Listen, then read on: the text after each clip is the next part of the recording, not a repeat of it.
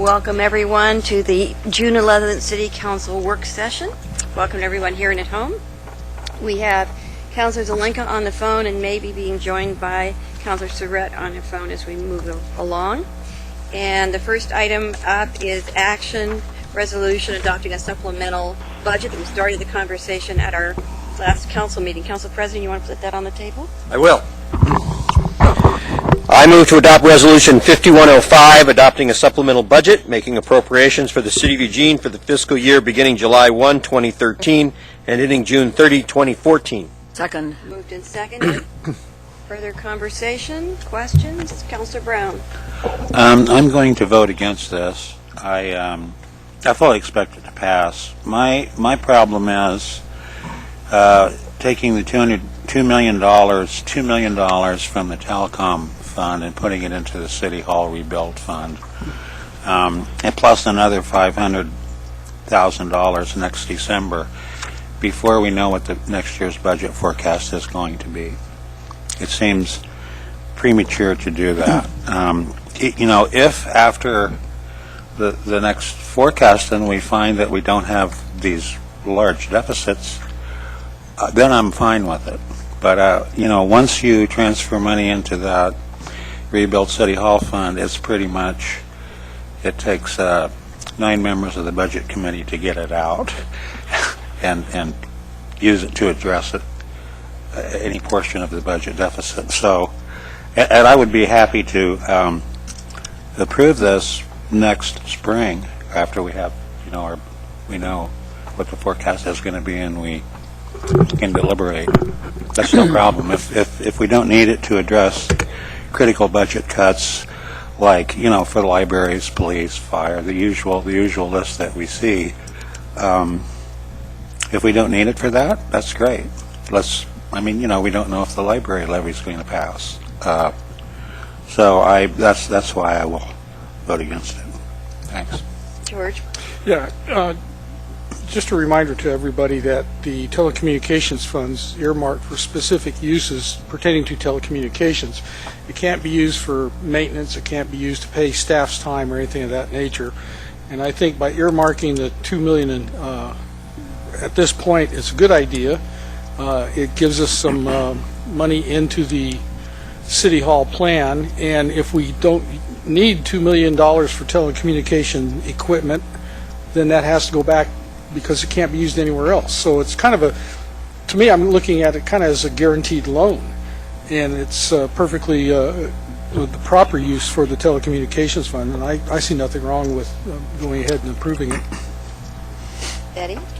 That's pretty much what I was going to say. The telecommunications funds are limited, what we could do with them.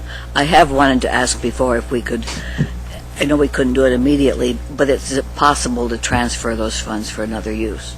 I know it currently isn't. When you say another use, what do you mean? Not related to telecommunications. I know that currently we can't. No, we can't is the answer. So, no. Okay, and we couldn't change it. But I think it's great that we have that to help with the City Hall. Thank you, Mayor. Police use telecommunications, fire uses telecommunications, the library uses all kinds of telecommunications. All 3 libraries do. So they can be used in those departments for sure. That's just right off the top of my head. So, we put them in that other fund and they cannot be used for police, fire, library, recreation. So I think it's a mistake. I'm not opposed to it, but I'd like to see, I am right now, but, like I say, next year when we find out what's happening, if all the other funds are whole and there's no other telecommunications used for fire, police, and library and recreation, then fine, let's put it in the City Hall fund. I just think it's premature right now. Just in time, Councilor Clark. Thank you, Mayor, very much. I apologize for my tardiness here. I pulled us from the decision the other night on this because that longer-term commitment is out of the ordinary of what we do with this, and I wanted us to have a chance to talk about it rather than in isolation in comparison to the other potential capital needs we may have over the next couple of years if there's a change in policy. So that was my initial reason for wanting to do that. And I apologize for having missed the discussion so far. But there is the opportunity for us to do this. How do I want to say that? I want to say that more effectively.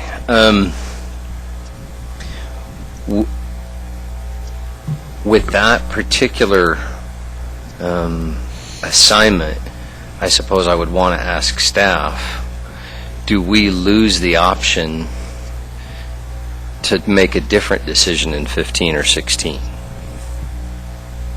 If we because the way that was written, it was an assignment of the first 980 whatever of capital funds be assigned automatically to City Hall use in the course of those years. We can make a different decision later.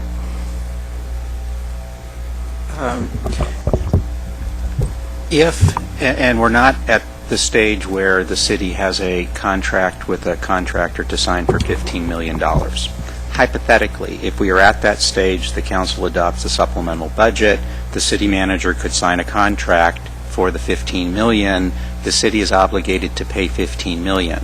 It's not obligated to use that specific money to do it. So if the council next year said, we really don't want to use that 900, I think you said 940. Whatever the number was. Whatever that number was. We don't actually want to we don't want to use that money. Instead, we're going to substitute this money over here for that money. What the city would be obligated to do once it signs a contract is to pay what's obligated under the contract. But if the council decides, rather than using certain revenues that, in essence, we had pledged, you want to substitute other revenues, you certainly have the ability to do that in future years. Now, we're not ready to sign that contract, so if the council said in the fall, we've decided we don't want to use that 940, we do want to substitute other money, you could certainly do that in the fall. That was my next question, is when do you imagine signing that contract? Well, in order to continue moving forward with the project, we're coming back to council on July 14th to show the next iteration of plan for the site, and we would be moving into demolition and starting some construction after the first of the year, so sometime, probably in the fall. Okay. We would be entering into multiple different kinds of contracts for different work. Can I just make one more point about Sure.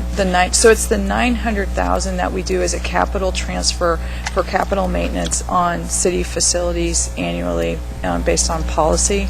And what we're doing is just, this proposal is the same strategy that we have been using, which is directing $500,000 of that money because we have divested in City Hall. And so the rest of the facilities have benefited from additional funding that we wouldn't have had we been investing in City Hall over the last 10 to 15 years. And so it seems reasonable and prudent to use that strategy to reinvest in one of our other core facilities. So. I agree with you that it seems reasonable and prudent, and it's a good plan under current council policy and direction. There are other discussions taking place around other issues that we're dealing with about new ideas that may pop up with regard to other capital funding streams and that may affect that. And so I just want to make sure we have flexibility later in case we need to make a different decision about that. So that's really... You will. Okay. Alan, did you have anything you wanted to say before we vote on this? No, I think the plan's an appropriate one. Thank you. Thank you. Okay, so we're ready to vote. All those in favor? Claire? Oh, Claire's not there. Oh, she's not, okay. No. All right. All those in favor, please indicate. 1, 2, 3, 4. Alan? Yeah. 5? There was 5. 5. Plus Yeah. Alan. Okay. Okay. So 6 in favor and in opposition, 1, it passes. All right. Who's in opposition, Mayor? George Brown. Thank you. The next item up is our work session on glass recycling. And, the manager? Thank you, Mayor. And Ethan, I'll turn it over to you to lead us through a presentation and conversation about this. Great. Hello, everybody. Good afternoon. Ethan Nelson. I'm the Waste Prevention Green Building Program Manager. You tilt the microphone up just a little bit. I have to get pretty close to it. There we go. Better? Yeah. Okay. Somewhere between echoing and being heard. And I apologize. I'm still kind of got a little bit of the local flavor of the air in my congestion, so I may have. But I've got a presentation for us, and then there will be questions and time for discussion. And we've got a video involved as well. But once again, Ethan Nelson from Waste Prevention Green Building. And so our program's really focused in on recycling, solid waste collection rates, and then also compost and food waste recovery programs. Today we'll show a very good NPR video that just kind of goes over the whole glass process, which is, a picture's worth 1,000 words, and a video's even worth more. Talk a little bit about guiding policy, and then some local data, and then we can get on into discussion. So, Beth?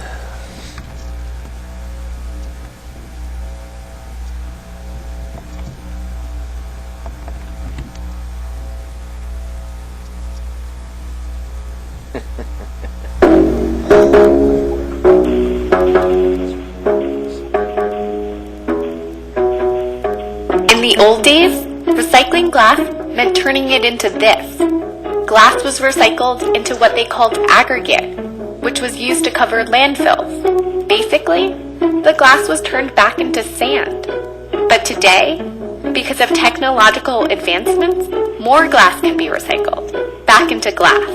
The technology today allows us to sort glass in ways that would not be economical to do manually. The first step is to remove small metal objects that are in there with a magnet. After going through that process, the material will go to a eddy current, essentially a reverse magnet, which will charge any non-ferrous metals in there, aluminum, bits of copper, and so on, with an electric charge, and those non-ferrous metals are then ejected from the stream. We then go to a series of optical sorters. The optical sorters are identifying the glass by color, ejecting the clear glass with air jets. What's remaining are clear glasses conveyed into a bunker, stored there until it's loaded into trucks to be shipped to glass bottle manufacturers.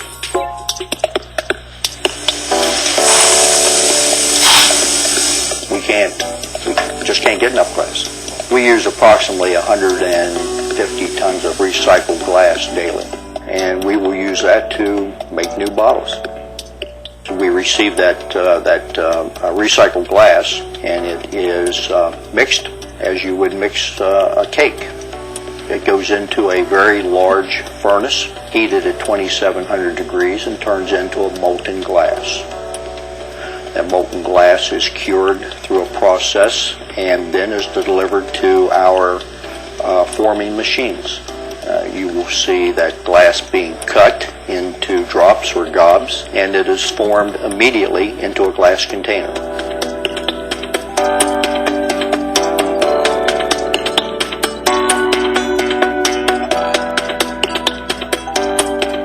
It will go out on a conveyor, going through an oven, go through a lengthy inspection process automatically.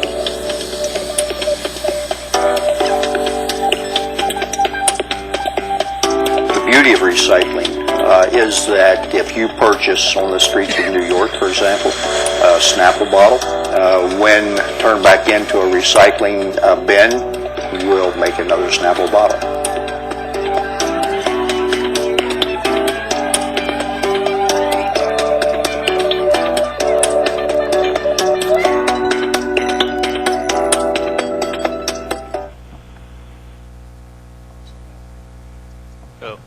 Pretty good overview of glass recycling. It is both from kind of the bottle bill and also curbside approaches. I think that one was done out of New York State, and so the amounts will be a little bit different in New York than they would be here. But thanks, Chris, or Beth.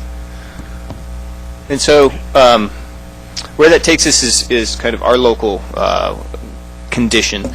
And basically, there's two different policy paths that are important in regards to how glass is kind of the systems that we recycle glass or glass is handled in our communities.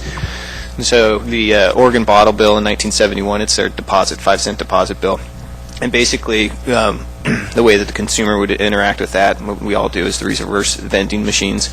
And with that whole system, because of a number of the different kind of peculiarities in it, you'll end up getting about 99% of the glass that is brought on into that system will go to glass-to-glass recycling. There's a high level of, or a very low level of contamination, so it's a high quality.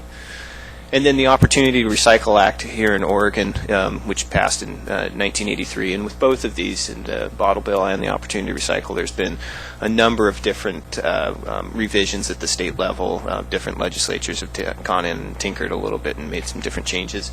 But the main piece for Opportunity to Recycle is it established curbside recycling programs across all the municipalities in Oregon above 4,000, population of 4,000 folks. But the downfall of curbside is that a lot of times there's a good amount of contamination, and so what you see is that roughly about 50% of curbside glass collected is going to glass-to-glass recycling, and the other 50% is going on into aggregate use. Another piece of the Opportunity to Recycle Act is that it established curbside recycling, but also the hierarchy that we all kind of know as reduce, reuse, recycle, compost, energy recovery.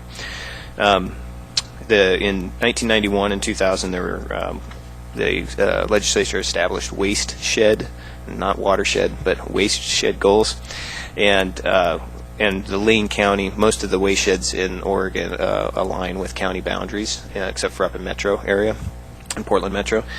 For the laneway shed, our goal was 54%, and it was established but in 2012, we actually hit 61%, which was the highest that the state had achieved, any way shed had achieved. So,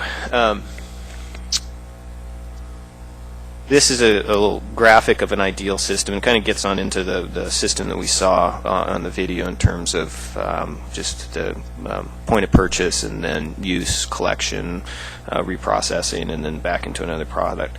And I was actually at a conference this last part of Monday and Tuesday for Colorado Association of Recyclers, and there was a glass processor out there, and they said, this can occur within 30 days. This process, and so it's a very systematized endeavor. And in the staff report, it really pulled out that the use of recycled glass saves energy and dollars for glass processors. And so for every ton or every 10% of recycled glass, it saves 2 to 3% of energy costs. And so it depending upon where your processor is, in Pacific Northwest, we've got fairly lower power rates, but in other parts of the country, you're going to see a lot of cost savings there. And so there's an economic incentive for glass processors to be able to pull in processed glass, which is considered is called cullet, and the process can use up to 70% recycled glass. And so there's a large market for glass to be continued to be reused on into new bottles. One of the elements here is that there are, in terms of the ideal system, there are costs associated with the ideal system, and within the staff report really identified that if there were, and this was part of Councilor Zelenka's work session request, is that what would be the impact to the rate base or the ratepayer if we were to really focus on and prioritize glass recycling, glass-to-glass recycling. And we did a quick analysis, and for every $100,000 of increased cost expenses for the recycling or the solid waste process of handling generated materials out of our community, you would see the average garbage bill increase by a quarter per month, 25 cents per month. 25 cents per month. And so that's with an increase of $100,000 without any kind of a revenue that would be associated with it. Ideally, if you're bringing in quality glass, you'd get a little bit more revenue as well. So, but that's just as a metric. So, and this is a good graphic because it kind of gives an overview of the North American glass market. And really the key pieces, as we see, is that beverages are roughly 80% of the amount of material that comes on into the system, whereas food containers are 16%.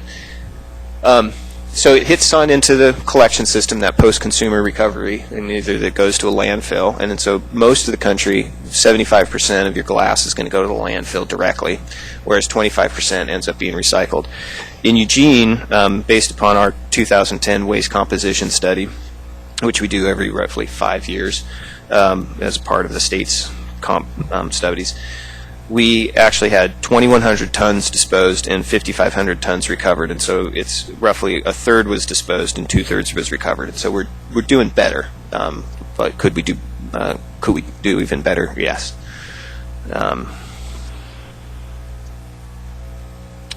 So how do we all kind of interact with this system? Well, for bottle bills, covered glass containers, there's going to be reverse vending machines that we all kind of know, love, and sometimes hate. And then in the next phase is the Oregon Beverage Recycling Cooperative has been developing and building new bottle buyback return centers in various municipalities. And so Eugene has one at 2105 West Broadway, and that'll be coming online within the next couple of months. And so we'll see a different engagement for returning bottles and cans here in our community. But and then curbside collection. So Santa Pac had some good slides on their website, and so I pulled. So basically, people, if you've got Santa Pac or any of the other rural refuse or Countryside or Lane Apex, you'll have a commingled collection bin or a cart, and then you'll have a small container bin that you put your glass in and separate it on out, and that gets collected separately. There are communities in Oregon, such as Medford, that puts everything in one bin. But again, that increases contamination and also worker safety at a lot of the different MRFs can be impacted depending upon how the system's set on up. MRF is a material recovery facility. And so you'll put it aside, and then a separate vehicle come by and collect. And then here in Eugene, the majority of material heads on over from the curbside heads on over to EcoSort, which is located in Glenwood, and they've got a glass bunker. Basically, it's a container truck will come and dump it, and then they'll get a front-end loader to come in and kind of crush it to make it a little bit more dense for moving from Eugene to Portland. And then here's one picture that shows a little bit of what when we talk about contamination.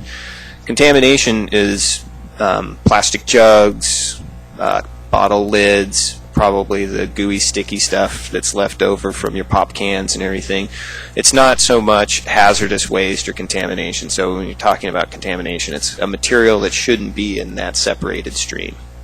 And as you can see, there's quite a variety of materials in there that people put on into their curbside containers rather than just glass alone. So then it'll get put on into a truck trailer, and it'll be shipped up to market, which in our case it's Portland for the new facility that's a joint venture by Owens, Illinois, and Ecolin, and so it's called glass-to-glass manufacturing. Currently, based upon some of the work session requirements, we took a look, and waste prevention staff currently working on administrative rule change to prioritize glass-to-glass recycling and limit the use of glass as fill material at landfills. This is being done within the current city manager's authority, and no action by council is necessary at this point. So, kind of concludes my presentation. Questions, discussion? Thank you very much, and I'd like to start out by giving Councilor Zelenka a moment because this is he brought it to our council for consideration. Councilor Zelenka. Thank you, Mayor. Can you hear me okay? Yep. Yeah, so last fall when I read the RG article where all of our glass is going to landfill and to make a road bed, I felt kind of betrayed a little bit and outraged by it, and felt like, why don't I just throw this stuff away instead? I thought it was getting recycled. And since then, of course, it's changed with the Owens, Illinois glass-to-glass recycling plant in Portland, and our glass is now going there, and it's actually being recycled and turned into new bottles. My reason for the work session poll was twofold. One was to prohibit the use of this for landfill road beds, and also to require glass-to-glass recycling. Interesting to note that the EcoSort fee didn't go up for Eugenians, so I did a little back-of-the-envelope analysis using Ethan's numbers. That what if we did have to haul all this stuff up to Portland, and how much would it cost? That Ethan's numbers of $100K equals 25 cents a month.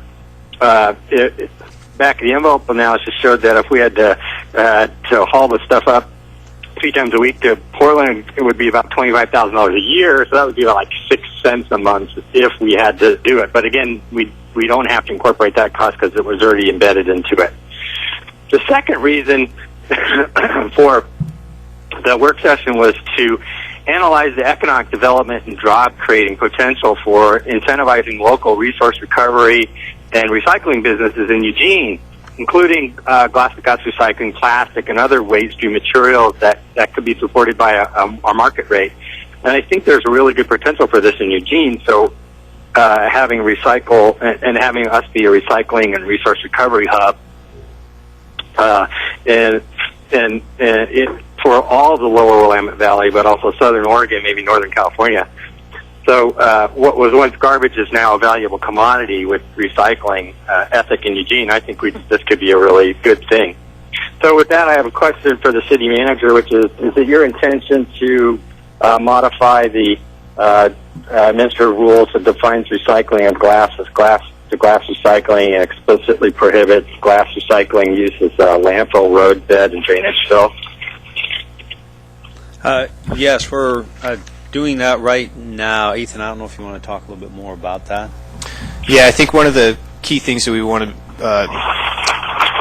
by definition, using glass as an aggregate in roadbed, whether it be a engineered fill for a county road or state road, or as a allowed roadbed within the footprint of a landfill, is by statute considered recycling. And so what we're looking at is trying to prioritize this, recognizing that I think our community's intention is to get the glass to the highest, best use within a economic feasibility. And so as Councilor Zelenka identified, did the back of the envelope analysis, it wouldn't necessarily, it would probably require a large jump in expense for us to have that material go to aggregate use rather than in glass to glass.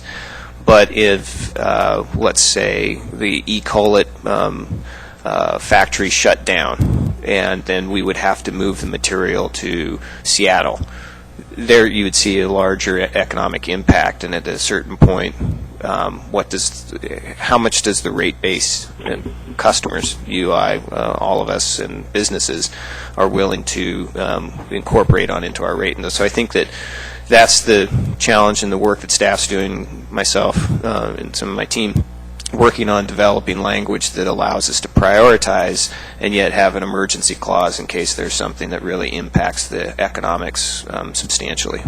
So I think Alan's, what your question is are we implementing glass to glass, which is really through an administrative order based on current how the policy plays out? The answer is yes. We're moving towards glass to glass as part of our administrative order that we're going to be putting in place. Okay, good. And Mayor, if I might, I had staff prepare a motion. Do you have that in front of you? We have it in front of us. Great. If I could, I would like to make that motion now. Is that all right? Mm-hmm. I move to have the city manager bring back for council approval a scope for a study to investigate the economic feasibility and job-creating potential of resource recovery and recycling new businesses in Eugene, including glass and plastic and other waste stream materials that have the potential to be supported by market price. Included in the scope would be potential incentives and other actions the city could provide or take to entice such businesses to locate in Eugene. Second. Moved and seconded. And So, this goes to my second rationale for the work session, which is looking at the economic development and job creating capacity of this sector. Thank you. Mike? Thank you, Mayor. I'm a little bit, I could use clarity here. What in this motion is necessary for you, Mr. Manager, that you're not doing already? What I would say in the one that Alan just read off, what this does is generally what we like to do is if we're going to spend more significant staff time on an item, that we receive council direction to do that. And so in this case, what this would say, if this were to pass, the council, yes, you would like us to spend time on this particular item, and then we'll spend the staff time to do that. But this is, I'm clear that I'm hearing you say this was your direction already. What I was saying, not this motion, what our direction already was on the whole glass-to-glass recycling. This is really about are there economic development opportunities in this type of in the waste stream that we should be looking at and determining whether it's feasible to try to. And you're not doing that right now? We are have done some initial work, but if we want to do more extensive work, we'd like to get council direction on that. Thank you. George Brown? Thanks, Mayor. Thanks for the presentation. I just have a question about, at the very start, I believe the chart or the graphic showed that 99% of the glass is recovered. That is recovered by reverse vending machines and taking it to the little stores, and 99% of that actually gets made into glass again. And it was pretty clear how that happens. And then I believe the other part of the statistic was curbside collection. Only 50% is collected, and because of contaminants. And I'm just wondering how. I'm puzzled by that because, we have at our house we have the blue plastic bin, and we just put glass in there, nothing else. Then the truck pulls up and takes the glass out. They put it into the trailer. What are the contaminants? I mean, what sort of contaminants could Well, there's two aspects of this. One is the contaminant level, which comes from individual generators, whether they be a household or a business. And all households and businesses are not alike in terms of the way that they kind of source separate. A lot of times it just becomes a trash bin. And so that's a problem endemic across systems, recycling systems, is that you end up getting contamination. And it's other recyclables, but it's not. It's stuff that maybe your cart is all filled on up and you put it on into your bin, to the 12-gallon bin. Well, maybe you just gave me a clue to understand that. I don't think it probably comes from households so much, but probably from businesses, because we recycle glass at our business, and sometimes new employees we have all these recycling bins, and sometimes things get mixed in there. Yeah. But then my other question would be, okay, so somehow it's determined that a portion of that glass is too contaminated to send to the glass factory. Do they then somehow separate it out anyway and use it as aggregate? Or does everything just go to the landfill if a batch is contaminated? My understanding is that it's not just, so those numbers that I provide you are statewide, and so there's certain areas that are out in rural communities that are not going to spend the time and money to get the material to market. And so that, and then as well, I think that's probably the main reason why there's a material. And as well, up until December of this last year of 13, there was the glass-to-glass factory in Portland was only accepting very, very clean streams of material that could be delivered through the reverse vending, through the bottle redemption system. And so there really wasn't a market. And so once the glass-to-glass factory opened on up, it really opened up another market. And so I think that, once DEQ runs new numbers for 2014, we'll more than likely see a switch in that percentage to be a larger increase, more towards, assumption is 75% is going to be going to glass, and that 25% is going to be rural areas that just are not going to be able to move it to the market. All right, yeah, I'll bet Eugene's percentage is a lot higher than 50% from curbside, if that's the statewide average. Okay, and then my last question is, evidently there's plans to eventually have all glass recyclable and not just beverage containers, like everything. Have you know anything about? I mean, like pasta sauce jars and olive oil bottles and everything in the grocery store that you buy and take home in a glass container. Currently, all of that long term. Currently, all of that material is recyclable. If you clean it out and put it into your container. Thank you. I should rephrase that. I mean, I've heard that there will be a deposit on all this, so that will be like mandatory to. The bottle bill, the legislature in 2011 opened on up and included new, a number of other items, but they wouldn't include food containers. It was more just other types of beverage containers, and so juices and everything other than milk. And so when you go and you buy a beverage other than wine and milk, well, ciders would be covered under the bottle bill. But yeah, so that'll happen in 2016. It'll be more containers will be covered by the deposit bill. But general other food containers, no, there's no plans in Salem moving forward to require deposit on. Yeah, that's correct. Okay, thank you. I've got Chris and George Pauling. Chris? Mayor, could I get in the queue for second round? Yep. Thank you. An interest that I have is a conversation I've had with a number of grocers who have indicated an interest in seeing if Eugene could follow a form that's been actually happening in some other cities where you create centralized deposit returnable bottle facilities. And I was pleased to see that you had something sort of like that with a vending machine. But I think what we're looking at is something similar that I think opened in Corvallis last year, which was a centralized bottle recycling facility. Yeah, that would be a thing. This would be a whole facility where people could bring their returnable bottles. Is that what this is? Okay. Yeah.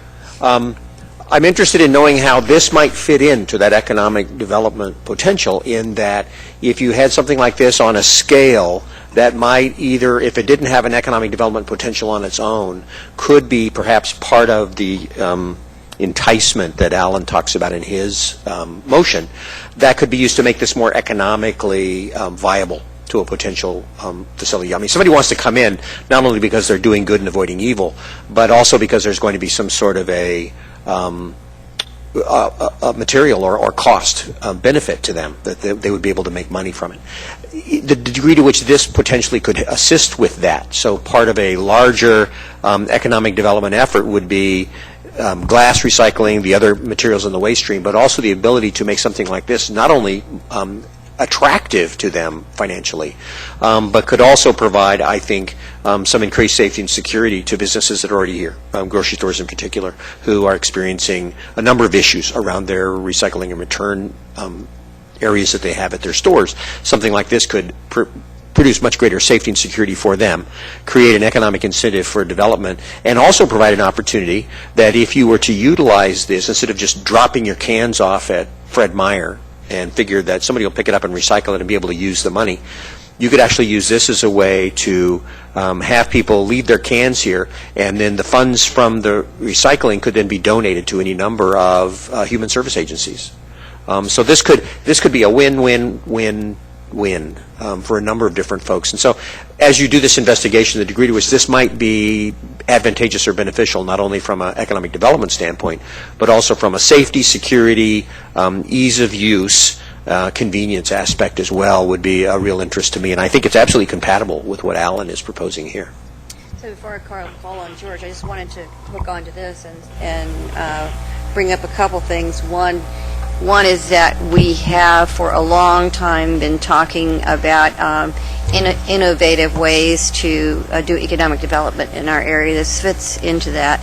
And then the other thing, during our homeless mayor's committee, one of the things that came out of there was the need for people who have nothing to be able to have some business opportunities. So I would just say, take all of what you just said and think about how something like this could lend itself to some of those opportunities for people who need to get a start, and maybe that could meet some of our other social service goals at the same time, and help reduce homelessness and all of that kind of stuff. So just adding that to the conversation. George. Thank you. Yeah, I'm all in favor of, getting glass and plastics out of the waste streams, all the other waste stream materials, and doing something with them other than going to the landfill. I don't have a problem with this. My concern, and I don't know, maybe it'll come back in the scope for a study to investigate the feasibility, exactly how much time it's going to take. But my concern is this going to take priority over, say, a local company that wants to expand and needs some economic development help? Will this take priority over that? Or if another company XYZ wants to come in and start a whole new business, is this, because it's council direction, is it going to take priority over that? I guess my concern is that in this scope, I guess I want it laid out pretty clear how this will interact or override other economic development opportunities. What I would see is, what we'll bring back to you is sort of the scope of the work, so you can approve that. I don't think it's a sort of either-or conversation. My sense is, and I don't know what comes back with this, but the work that we would do from a city's perspective, if a business wants to locate or expand in Eugene, regardless of what kind of business it is, we will focus the energy on that. If it happens to be a recycling company that wants to expand, that's great. If it's a different kind of company, we absolutely want to support that as well. So I wouldn't see this as a either or. We will be interested in supporting all of those. Okay. All right. Thank you. Betty. Thank you. First, I have a concern about these drop-off parts. If there were 3 or 4 in a city, it would lead to a lot more driving, I think, and that's a negative aspect of that. I have some questions. I think we're not supposed to put broken glass in those bins, but I hear them when they toss all the bottles in the truck, they break. Is that? You're correct. We don't want to put broken glass on in because of worker safety, but once they do take the material and they're putting it on in and it breaks on in there, that's okay. The main, I think, the interaction is that there's the potential for workers, waste collection, hauling, sanitation workers to get injured, and so that's why we want to minimize that risk. Oh, it's always confused me that they break it as soon as they get it, but they don't touch it, so I don't see how it would be. It might be a danger to someone who walks by and sticks their hand in there. Is it better for recycling, is it better to use the bin or take it back to a reverse vending machine? Would it be better, maybe, does it all go the same place if it's going to be recycled? The soda bottles we take back to the store and the things we put out that aren't redeemable, the things we put out in the bin, do they all go to the same place? Now they do, yes. They do? Yep. Then it might be better if we didn't have any deposits and they all went out in the curbside bin, and it would save a lot of bother for storekeepers. Could be. I mean, interesting enough, if you look at numbers across the nation, states with bottle bill type legislation have a much higher redemption rate and recycling rate than states that don't. And so that's one of the reasons why eCall-It and Owens, Illinois invested in a new facility here in Oregon, is because the amount and quality of glass that they can get through the reverse vending through the bottle bill system. But do those other states have curbside recycling? Many, I think when you look at the apples to apples, it still comes on out that when you have a bottle bill, you end up having a higher recovery rate. Okay. Things like Pellegrino, other mineral waters don't have a deposit, so they go in the curbside, right? I'm not specifically sure on product by product. I'd have to get back to you on that. Doesn't make any sense, but a lot of things don't. Is there any way to publicize that people should take the caps off the bottles? I've seen people deliberately put them back on before they put them out. Yeah, there's opportunities to do that. It's okay. I guess that's it. Thank you. Alan, round two. Thank you, Mayor. This motion is different from the administrative rule that requires glass-to-glass recycling. What staff, as all good staff should be doing, is already looking at innovative ways to and innovative opportunities in this area to do good things for our community. What this actually does is ask for a study of the economic development and job creating aspects of this larger sector of resource recovery.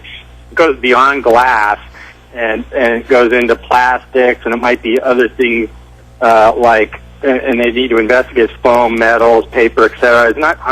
I'm not sure, neither is staff, exactly which ones of these materials make sense, which ones have good markets that could support this, that we would want to study, which is why it needs a little bit more research and needs to come back to us with some more information about what those materials are and what the markets look like.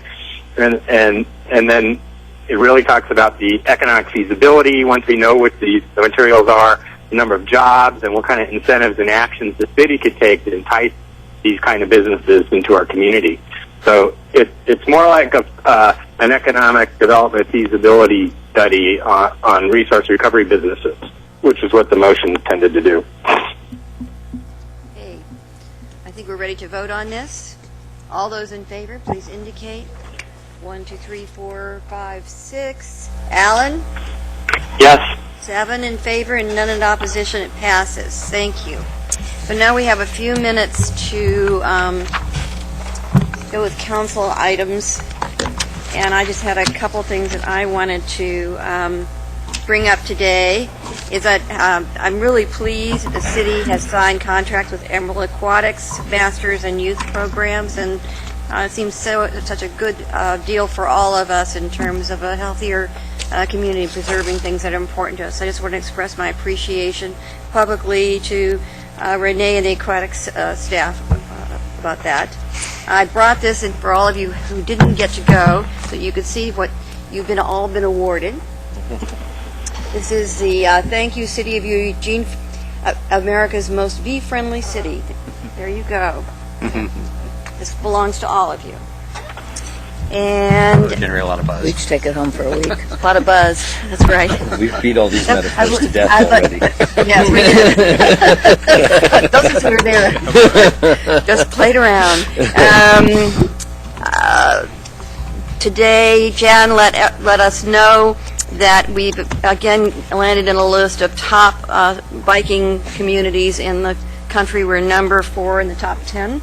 With Portland's number 1, we're number 4. That's not so bad for Oregon, is it? And also wanted to let you know that June 21st, the Center for New American Dream will be in Eugene for a one-day workshop on sharing economies, which is a really up-and-coming way to make money that lasts better for people and to be able to work on our economic needs together. It's from 10 to 3:30 at the Washington Park Community Center on June 21st. And as you are all aware, we've been part of the Lane Livability Consortium for several years now. And on June 26th, there's an event From 8 to 11, the new head of HUD will come and speak and celebrate the success of the partners who've been working on this consortium together in our area, and we hope that you will all be part of that. And the last thing I wanted to mention is I was asked to be, on behalf of the Manufacturing Alliance of Communities, to be a maker mayor, and so they're boosting manufacturing capacity in the country, providing students with hand-on science, technology, engineering, and math learning opportunities, and supporting entrepreneurship. And so I'm partnering up with Science Factory for Eugene's participation, and it's part of this Maker Mayors community effort. So it sort of fits in line with all the things that we're doing in other places around advanced manufacturing and those kinds of things, and technology. I wanted you to know about that. Chris, you got anything you want to say? No, not at this time. Mike? I just wanted to say thank you as well to Lisa Arkin and the folks at Beyond Toxics for the recognition there for us banning pesticides in parks. It was a wonderful event where all of us did, in fact, don our bee antenna headgear. I know this is the first and last time ever, right? That's it. Well, there's still a picture of there's still a picture of me in that on my Facebook page for those of you who didn't see that. So, thank you. That's why I don't do Facebook. I'm just saying. Yeah, overshare. George. I don't know if it's been said before or not, but I just want to extend a big thank you to all the staff and the volunteers that helped with the NUSA conference a couple weekends ago. Chris and I and some of the other counselors attended a number of the different events, and it was an interesting experience to talk to these people from all over the United States and the world and see how they do things. It was interesting. It was Montgomery, Alabama, had 45 delegates show up. Birmingham. And they have 90 neighborhood associations, but they had 45 delegates show up. So that's pretty impressive. And I think even Travel Lane County gets a big thank you for this too. But I think it was a well-run and a successful conference. I just want to thank everybody that was involved. I've done well. Greg. Thanks, Mayor. I just want to report on I attended the First Friday's event, Communities of Color, at the Hilton this past Friday, which was at the same time as the Tibet night that we welcomed the folks from Tibet, the monks who were supporting the Lady Palmo Peace Center, and the event that is currently continuing to go on through Thursday over at the downtown Center Lane Community College. Continue to promote the Eugene Peace Movement, and it was a really nice event, and I had the pleasure of pinch hitting for the mayor and welcoming those folks to Eugene. It was a packed event, and Councilor Taylor was there as well, although when I went to recognize her, she had disappeared on me, but I know you were there somewhere, Betty. And then I had also, my daughter and I attended the We Are Bethel celebration on Saturday afternoon, which was very well attended. A lot of people were out there. Great day, no rain whatsoever, and it was a lot of fun for folks. And hats off to the staff at Peterson Barn and the other staff that supported the event. It was a really, really nice event. George. Thanks, Mayor. Friday, I went to First Friday Art Walk downtown, and among the many galleries that I went to News On. They had about 25 or 30 artists donated their works for a auction for Civic Stadium, and it was a nice event, and several pieces were sold and helped the cause. Saturday, I went to Madison Meadows, the Nightingale Homelessness Sanctuary folks. They're trying to put this together. Had a nice event there with tabling, and Ken Newbeck from the Human Rights Commission was there, and telling people about the idea. And there was music. Sugar Beats played, and Scotty Perry, who's in that band, a lot of his young students played to the admiring ears of their parents, and it was well attended. It's a nice event. And later that afternoon, I went to the We Are Bethel celebration, but missed Councilor Evans. That was like Greg said. It was nice, well attended, and pretty fun. And last night I went to the staged reading of Peter Schaefer's comedy called Lettuce and Lovage, and we all got an email about that. And Barbara Mossberg is the professor emerita at Clark's Honors College at the U of O theater, teacher, and her students all volunteered to put this on.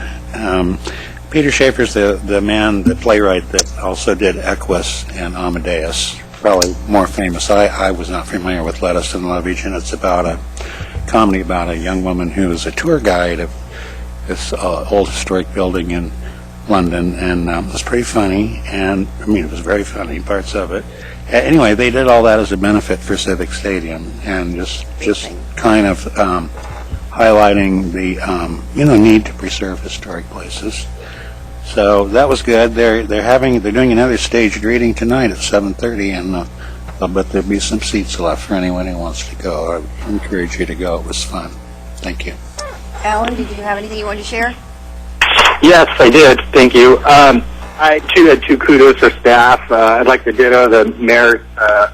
Thank you for working with the folks in the Eugene Swim Club to get the contract so that they didn't have to shut down. And also, what a great job the staff did on putting together and hosting the NUSA conference. It was I think it was a really good showing for Eugene, and well done by staff. Also, I attended 4 of the earned sick leave task force meetings, along with the mayor and Councilor Surratt and Councilor Pryor over the last month or so. Also, along with Mayor and Councilor Taylor, attended the governor was in town, and he signed the Declaration of Cooperation between us and Corvallis in the state of Oregon. So Governor Kipchaba was in town to look at to sign that. That was kind of a fun event at the Chamber of Commerce. And then we had Fairmont Neighborhood Association meeting discussing neighborhood meetings that we had at Laurelwood Golf Course. And by the way, Laurelwood Golf Course now has a cafe that's open for breakfast and lunch and early dinners, so you can go there and partake. And Sustainability Commission meeting on the 21st. And then finally, sitting for the mayor as her alternate for the Lane Act, where we talked about and prioritized the transportation projects to send to the Super Act for the Oregon Transportation Commission's funding. And the top projects were the 2 LTD projects and our Eugene Bike Share. They went on to the Super Act, and they got their at the regional level, they're very highly ranked, and hopefully at least the first 2 LTD projects and potentially the Bike Share one will get funded by the OTC. I guess, Mayor, do you know when we find out? I think George Greer is going to be working on that today. Oh, okay. That's great. So keep your fingers crossed that the Eugene Bike Share project is the kind of the one on the bubble. I think the 2 LTD projects will get funded. Other than that, I have been consumed by a new puppy and taking care of her. And he has the scars to prove it. Yeah. And I do have 2 teeth marks all over my arms to prove it. Betty. I want to meet the puppy. I have been some of the same places as these other people. I literally bumped into Greg at that event. That's when I saw him. Remember, I was moving and somehow we collided. Yeah, you elbowed. Elbowing you out of the way. Yeah. He was extremely well dressed, by the way. He looked very distinguished. I wanted to congratulate Claire on her article for the Register Guard. I thought that was well done. And to once again say I admire the mayor for being every place in town. I don't know how she probably has a double that we don't know about. And I've seen George quite a few places working hard for Civic Stadium, and I think he should be congratulated for that. Thank you. So the only thing that I'd like to add to all the wonderful things you all said about the NUSA conference is I just really want to add, we think the staff did a wonderful job. It took months and months of preparation to did. pull that thing off. It was a humongous effort for Big our effort. city to do it. And all reports are, we kind of really, everybody had a fabulous time, and we're very favorably impressed with our community, which is a really good thing. We were able to learn from them, and we got to share a lot of things that we're proud of about our community. And I have to add, all of those neighborhood folks who volunteered to participate through that whole thing. I think there were 40 of them that were there welcoming people to our community. So it takes a lot to pull off something like that, especially when you're trying to do it on a small budget as you can. So thanks to everyone for really making us proud. We appreciate it. And with that, City Manager? Actually, I had a couple things if I Sure. could. One is thank you for recognizing staff of the news, so we do have a very talented group of individuals. Eric Jones from Public Works is on the cover of the National American Public Works Association magazine for this month. Has an article in there about media relations, and as we know, Eric does just another one of those talented staff that we have, and so it's nice to recognize him. The last Friday there was the Brava Breakfast, which happens twice a year. You might remember we were one of the founding members of the ABAE, Arts and Business Alliance for Eugene. That's continuing to do very well, and that's been helpful. Last week or 2 weeks ago, First Lady Michelle Obama really launched or kicked off the mayor's challenge to end homeless veterans, and we signed on early to that effort to be one of those cities and agencies. Currently at that time there were 80 across the country, and what the goal is supporting really the VA and the HUD's goal of ending veteran homelessness by the end of 2015. And so we're committed to do that, and we will figure out how to do that. So there'll be more on that later as we go, but that's, I think, a really nice place for us to be. There's just a reminder that the Washington Jefferson Skate Park opening on June 21st. This week we have the NCAA track and field folks in town, and then in July there's also the World Juniors, which will be a pretty fabulous event. And then lastly, I just wanted to thank all of you and also the Budget Committee. The budget was approved on Monday night. Generally not a lot of fanfare that goes with that, but obviously there was a lot of hard work on the part of all of you, as well as the Budget Committee, and really a lot of people in the community. And from the staff's perspective, we appreciate the work, feel very good about where we landed with that budget, and just appreciate everybody's effort in that.